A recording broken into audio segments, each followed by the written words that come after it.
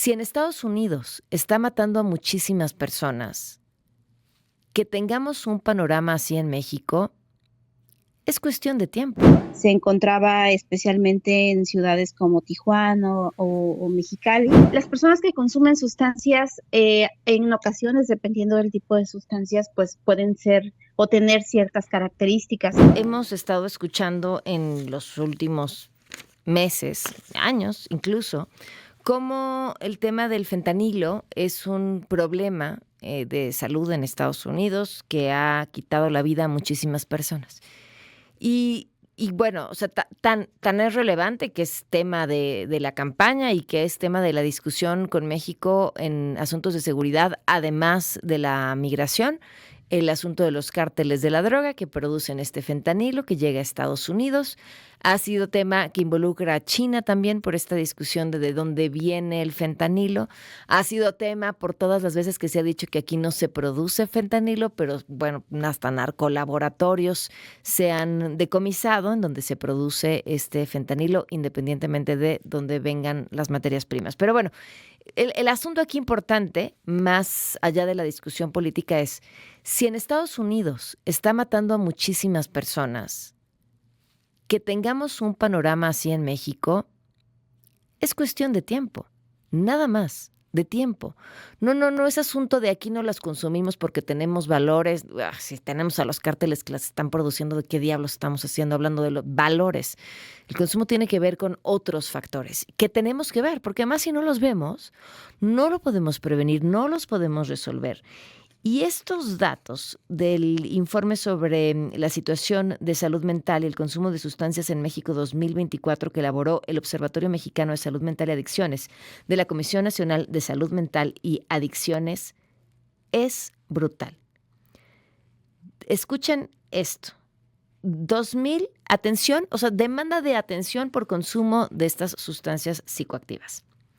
2018, 10 casos. Insisto, son las que pidieron atención. 2018, 10 casos. 2019, 25 casos. 2020, 72 casos. 2021, 184 casos. 2022, 333 casos. 2023, 518 casos. Se están duplicando por año. La maestra Nadia Robles Soto, directora del Observatorio Mexicano de Salud Mental y Adicciones de la CONASAMA, nos acompaña en la línea. Gracias por acompañarnos. Buenas tardes. Al contrario. ¿Qué tal, Pamela? Buenas tardes, ¿cómo estás? Es una alarma preocupante estos datos.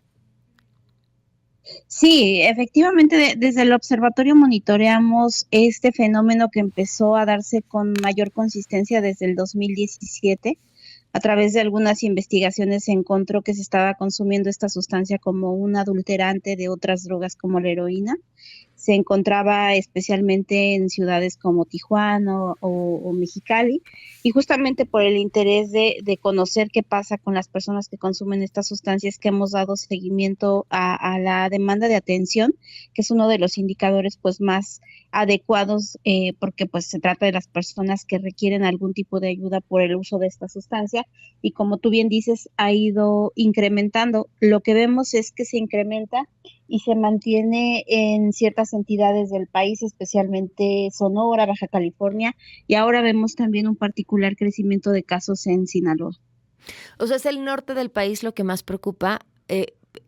Se mantiene ahí por esta cercanía con Estados Unidos. ¿Y cuál es el fenómeno que lo está deteniendo de bajar al centro y al sur?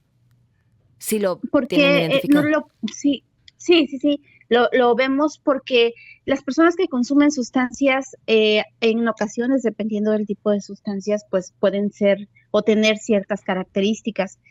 Las personas que empezaron a consumir fentanilo eran personas que ya eran usuarias de otras drogas como la heroína, que es una sustancia, digamos, que similar, con los mismos efectos, pero mucho menos potente. lo que se empezó a ver es que había una sustancia denominada China White, que era la mezcla de la heroína con el fentanilo, y muchos usuarios desconocían completamente que estaban consumiendo fentanilo. Entonces, con el paso del tiempo han ido ya brincando a esta otra sustancia. Lo que hemos visto un poco con las características y a través de distintos estudios es que las personas pues tienen un patrón de consumo peculiar, que son personas que se mantienen a veces en situación de calle, laboran para pues sostener su consumo, pero no consumen otro tipo de sustancias. Entonces es una dinámica que está muy alojada en la frontera del país, al menos en las ciudades fronterizas de Tijuana, San Luis Río Colorado, incluso Hermosillo, que no es frontera directamente, pero vemos que ese es un común denominador en el grupo. Llama la atención que, bueno, empezamos a ver en Sinaloa que también hay algunos casos y que aunque se mantiene en el norte, pues hay que mantener la atención también, porque en otras entidades del país hemos también encontrado uno o dos casos que, bueno, pues no deja de llamar la atención, sin embargo no tienen la misma dimensión que en el norte. ¿El precio es uno de estos factores por qué llega a estas poblaciones o no? Sí, sin duda alguna, porque el fentanilo en su fabricación es muchísimo más barato. Pensemos que en la heroína, que proviene de la planta del opio, pues requiere un cultivo que va a tomar un tiempo, que requiere una cadena de elaboración como la cosecha y toda la preparación. El fentanilo se puede preparar en horas y además por la potencia que tiene, pues obviamente eso va abaratando los gastos porque al final del día una dosis puede ser elaborada en mucho menos tiempo y además puede tener potencia mayor para los usuarios. Incluso hay referencias en algunos estudios de los propios usuarios que dicen que con el fentanilo no perciben este efecto de la abstinencia que regularmente es muy conocido en la heroína. Entonces, eso de alguna manera les permite tener, pues muy entrecomillado, ¿no? Un estilo de vida relativamente más funcional, ¿no? En algún sentido, y les permite trabajar o hacer actividades. Por eso es que han habido personas que van mudándose a esta sustancia para poder tener pues cierta condición más favorable en la vida cotidiana. ¿Qué más les preocupa o les llama la atención de estos datos que han presentado? Eh, bueno, una cosa en particular desde el observatorio, este mismo año generamos una alerta temprana. Nosotros tenemos un mecanismo de trabajo que es el sistema de alerta temprana sobre drogas emergentes y hemos visto que así como pasó en 2017, empieza a florecer algunos casos donde se ve que además el fentanilo está adulterado con una sustancia que se llama silacina. Este es un medicamento veterinario, es también un opioide.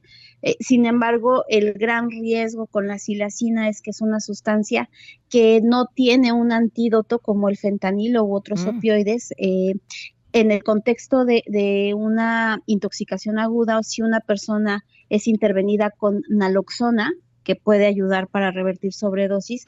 En el caso de la silacina no sucede lo mismo, no es posible revertirla. Entonces, esta es una alerta importante y por eso justamente en el norte del país alertamos a los primeros respondientes y a los servicios de salud sobre la posible adulteración de silacina en otras sustancias. ¿Por qué la mezclan con silacina?